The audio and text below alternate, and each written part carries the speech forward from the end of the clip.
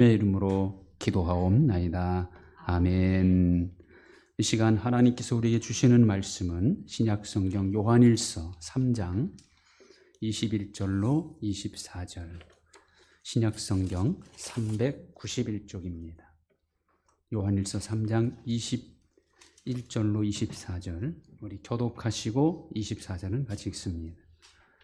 사랑하는 자들아, 만일 우리 마음이 우리를 책망할 것이 없으면 하나님 앞에서 담대함을 얻고 무엇이든지 구하는 바를 그에게서 하나니 이는 우리가 그의 계명을 지키고 그 앞에서 기뻐하시는 것을 행함이라. 그의 계명은 이것이니 곧 그 아들 예수 그리스도의 이름을 믿고 그가 우리에게 주신 계명대로 서로 사랑할 것이니라. 그의 계명을 지키는 자는 주 안에 거하고 주는 그의 안에 거하시나니 우리에게 주신 성령으로 말미암아 그가 우리 안에 거하시는 줄을 우리가 아느니라. 아멘. 인간의 모든 삶은 마음으로부터 시작이 됩니다. 말도 마음에서 생성된 자기의 생각과 뜻을 입으로 표현하는 것이고, 모든 행동도 마음에서부터 시작되어 손과 발로 표현되는 겁니다. 하나님의 말씀인 성경은 마음의 중요성을 이렇게 표현하지요. 잠언 4장 23절에 보면 모든 지킬 만한 것 중에 더욱 내 마음을 지키라. 생명의 근원이 이에서 남이니라. 우리 마음을 생명의 근원이라고 그렇게 말합니다. 그래서 우리가 가장 지켜야 할 것이 마음입니다. 마음을 지키지 못하면 곧 생명도 잃어버릴 수 있기 때문이죠. 마음은 인격의 장소입니다. 저 사람이 얼마나 인격적인가? 그것은 얼마나 그가 자기 마음을 잘 다스리는가? 거기에 달려 있습니다. 특히 화가 날 때 얼마나 마음을 자제할 수 있는가? 그것이 그 사람의 인격이라고 할 수 있습니다. 왜냐하면 그건 정말 쉽지 않은 일이기 때문이죠. 범죄자가 된 사람들의 상당수가 바로 이 분노의 마음을 다스리지 못하여 범죄하고 있다는 통계가 있습니다. 그래서 잠언 16장 32절에 보면 노하기를 더디하는 자는 용사보다 낫고 자기 마음을 다스리는 자는 성을 빼앗는 자보다 나으니라. 자기 마음을 다스리는 일은 성을 빼앗는 자보다 낫고, 그만큼 자기 마음 다스리는 일이 어렵다는 겁니다. 어떻게 보면요, 내 마음이지만 나 자신도 어찌할 수 없을 때가 있습니다. 언제 어떻게 변할지. 우리 나름대로 절대 나는 낙심하지 않겠다 결심한다고 해서 낙심이 안 됩니까? 아무것도 염려하지 않겠다고 단단히 마음 먹는다고 염려가 안 됩니까? 화를 절대 내지 않겠다고 다짐하고 또 다짐하지만 정말 화가 머리끝까지 날 수밖에 없는 상황을 만난다면 화 안 내는 것은 불가능한 일일지 모릅니다. 항상 평안한 마음, 어떤 경우에나 겸손한 마음, 어떤 것에 의해서도 염려하지 않는 담대한 마음을 갖는 것은 정말 힘든 일입니다. 환경이 우리를 그렇게 놔두지 않고 사람과의 관계가 우리 마음을 정말 상하게 할 때가 많습니다. 세상은 우리가 원하는 대로 호락호락하지 않습니다. 그래서 어떤 조건이나 환경을 바라보고 살면 항상 염려하고 항상 낙심하고 화를 낼 수밖에 없는 그런 상황이 참 많습니다. 세상 것이라는 것은요, 항상 모자라고 경우에 따라 좋기도 하고 나쁘기도 하죠. 또 많으면 많은 대로 부족하고 없으면 더 갖고 싶어하게 만들기 때문에 세상 것은 우리 마음을 만족시켜 줄 수 없습니다. 컴퓨터는 크게 세 가지 장치로 구성되어 있죠. 입력장치, 기억장치, 출력장치. 입력한 것을 기억하고 기억한 것을 보여줍니다. 사람도 비슷합니다. 우리 머리와 마음은 기억장치. 그래서 눈으로 보는 것이 머리와 마음에 그려지고 귀로 듣는 것이 새겨집니다. 그리고 손과 발을 통하여 입을 통하여 기억되어 있는 것에 근거하여 나타납니다. 무엇을 많이 보는가, 무엇을 많이 듣는가가 아주 중요하지요. 보는 만큼, 듣는 만큼 알게 되고 아는 만큼 지식이 되는 것이고 또 표현할 수 있는 겁니다. 특히 백지와 같은 어린 시절에 무엇을 많이 보고 듣는가에 따라 인격 형성에 절대적인 영향을 끼칠 수가 있습니다. 그러므로 어린 자녀들에게는 좋은 것, 아름다운 것을 많이 보여주고 들려주어야 합니다. 저 사람이 어떤 사람인가를 알 수 있는 가장 쉬운 방법은요, 그가 어떤 사람들과 주로 어울리고 주로 어느 곳을 많이 가는가, 이걸 보면 압니다. 우리의 마음이 아름다운 마음이 되려면요, 아름다운 것을 많이 보고 들으면 되고 좋은 사람과 많이 만나서 좋은 대화를 나누면 되는 겁니다. 싸우는 것을 많이 보고 자란 사람은요, 싸움에 익숙해지게 돼 있고, 거짓말을 많이 듣고 자란 사람은 거짓말을 거리낌 없이 하게 되어 있습니다. 세상은 봐서는 안 될 것들을 너무나 많이 보여주고 있습니다. 끔찍한 일들, 인간으로서는 하지 말아야 할 일들을 보여주고 있지요. 들려오는 소식들마다 우리의 귀를 너무나 더럽히는 것들이고 우리 마음을 상하게 하는 것들입니다. 그렇다고 안 볼 수도 없고 안 들을 수도 없습니다. 하나님을 향한 우리의 신앙이 올바른 신앙이 되고 하나님을 기쁘시게 하는 사람이 되는 방법도 마찬가지예요. 하나님을 바로 섬기는 모습을 많이 보고 하나님의 말씀을 많이 들어야 합니다. 예배를 많이 보면 됩니다. 한때 예배를 보러 간다는 말이 이건 부정적인 말이다, 구경하러 간다는 그런 뜻으로 해석해서 그 말을 사용하지 말자라고 했는데 그건 아닙니다. 예배를 본다는 것은 구경하는 것이 아니죠. 그 이상이에요. 예배 현장에 나와서 하나님의 살아계심도 보고 하나님의 은혜를 체험할 수 있는 것을 다 포함하는 것이 예배를 본다는 말이에요. 예배를 통하여 기도도 보고 찬송도 보고 하나님을 어떻게 경배하는가, 그것을 많이 본 사람은 하나님을 바로 섬길 수밖에 없죠. 그래서 예배 장소에 나오는 것이 중요합니다. 예배 현장에는 하나님이 임재해 계십니다. 그 하나님은 자기에게 예배하는 자들을 찾으십니다. 예배 현장에 있는 만큼 우리는 하나님을 만날 수 있고 하나님과 친밀해질 수 있는 겁니다. 예배를 드리고 있으면 지금 내가 하나님과 아주 가까이 있다는 것 같은 느낌이 들죠. 근데 사실은 느낌이 아니라 이건 실제로 그런 겁니다. 지금 우리는 하나님과 함께 있는 것이고 하나님을 만나고 있는 겁니다. 그리고 우리는 무엇보다 말씀을 많이 들어야 합니다. 믿음은 들음에서 나는 것이고 들음은 말씀으로 말미암는 것이라 성경은 말씀하지요. 말씀을 듣지 않고도 믿음이 성장할 수는 없습니다. 혹시 말씀을 듣지 않고도 믿음이 성장한다고 하면 그 성장은 잘못된 성장, 왜곡된 성장이 될 확률이 높습니다. 왜냐하면 말씀은 믿음의 교과서고 하나님이 정해놓으신 믿음의 코스이기 때문에 우리 마음에 예배의 장면을 많이 그리고 말씀을 많이 깊이 새겨 놓는다면 그런 사람은 어떤 상황에서도 하나님을 의지하고 붙잡게 되어 있습니다.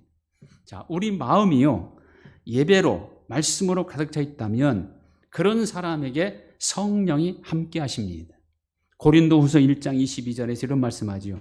그가 또한 우리에게 인치시고 보증으로 우리 마음에 성령을 주셨느니라. 하나님은 우리 마음에 성령을 주십니다.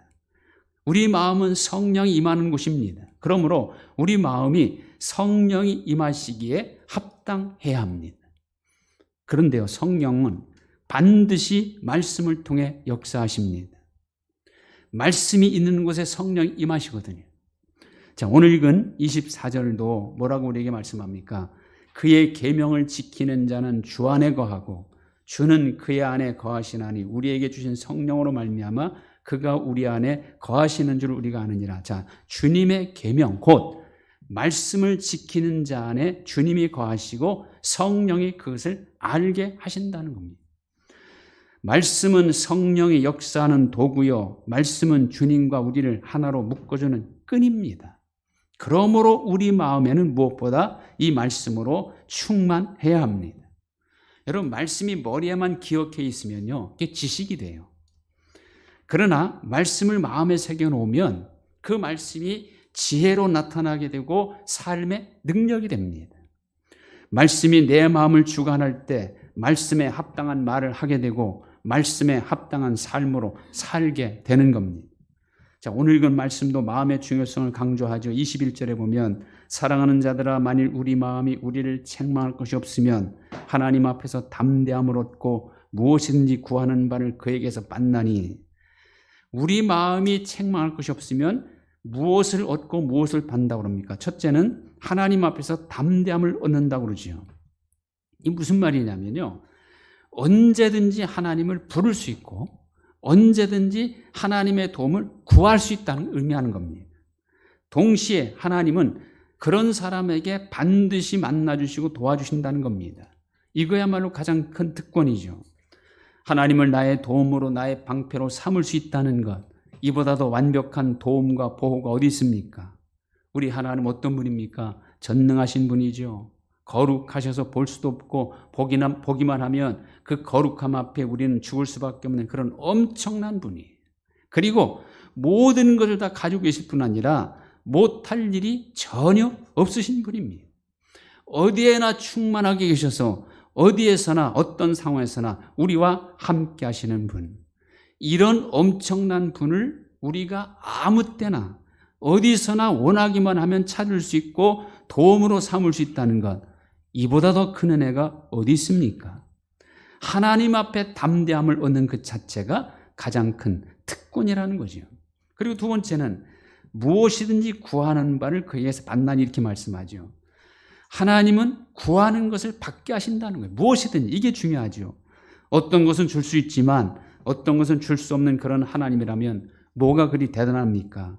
그러나 우리 하나님은요, 무엇이든지 다 주실 수 있는 분입니다. 어떤 선교 지역에서 일어났던 놀라운 일이 있습니다. 그 선교 지역에 심한 기근이 닥쳐서 주민들이 먹을 것이 없어서 정말 곤란한 지경에 처하게 되었습니다. 식량 구할 곳이 없어서 상황은 점점 악화되었습니다.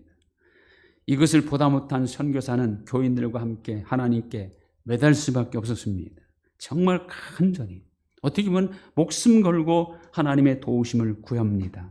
그렇게 기도를 시작한 지 사흘째 되는 날, 갑자기 멀리서부터 검은 구름이 몰려들기 시작하더니 우박이 억수같이 쏟아져 내리는 것이었습니다. 그런데 이게 웬일입니까? 자세히 보니 쏟아진 것은 우박이 아니라 곡식 알갱이들이었습니다. 도저히 믿을 수 없는 일이라는 겁니다.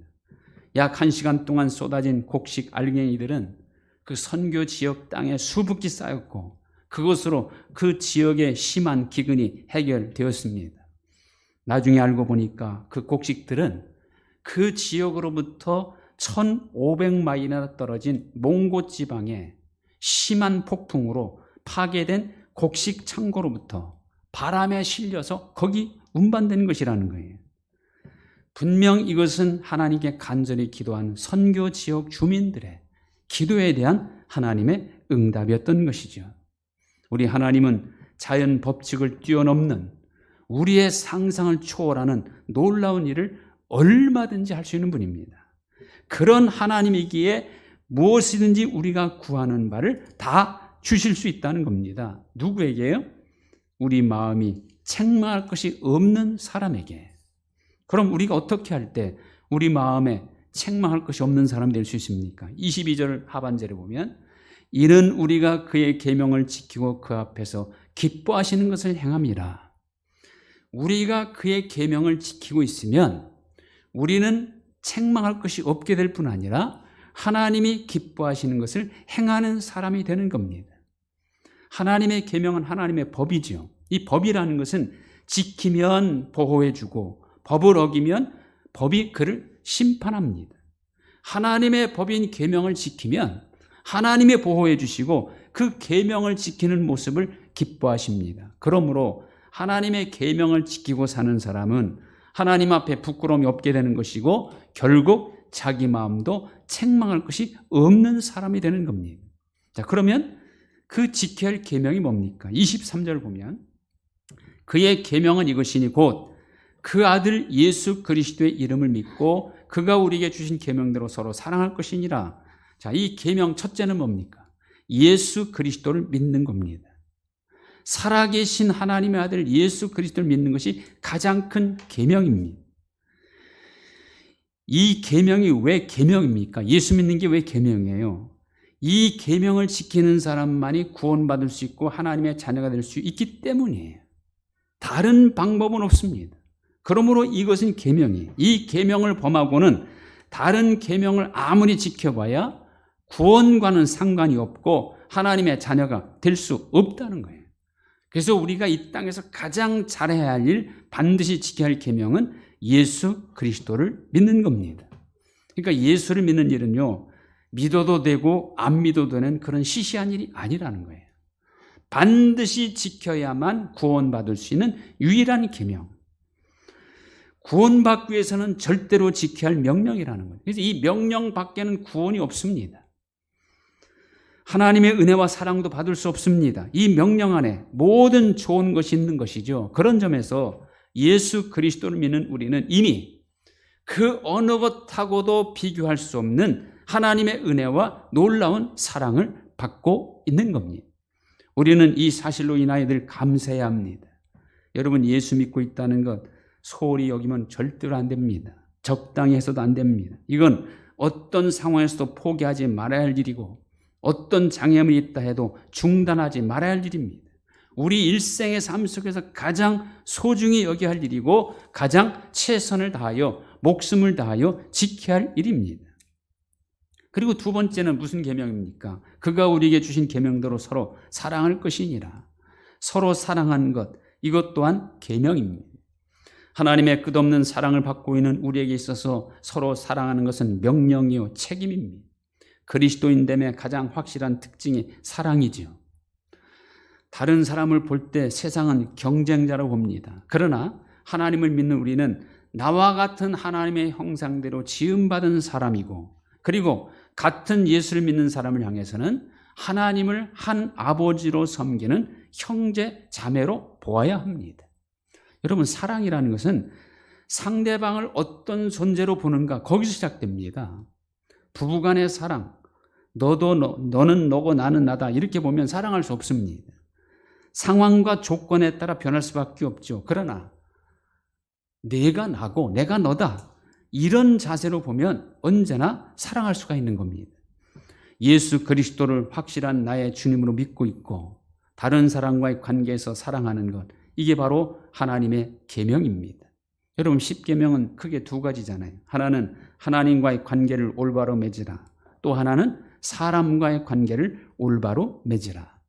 그러므로 예수님을 믿는 것과 서로 사랑하는 것이야말로 10계명을 온전히 지키는 것이고, 그런 우리는 책망할 것이 없는 사람이 되는 겁니다.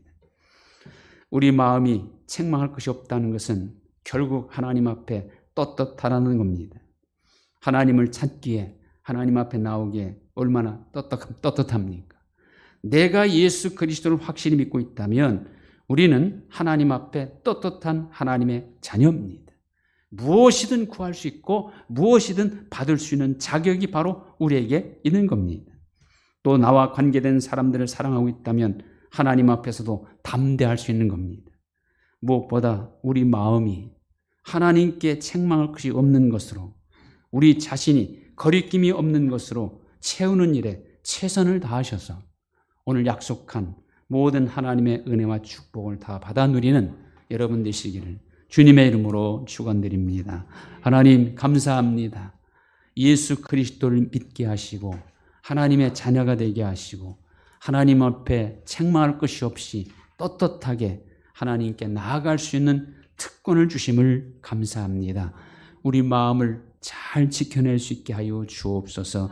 언제나 우리 마음에 성령으로 충만하게 하시고 말씀으로 충만하게 하시고, 그래서 하나님의 자녀로서 부족함이나 모자람이 없게 살게 하여 주옵소서. 예수님의 이름으로 기도하옵나이다. 아멘. 다 같이 일어나시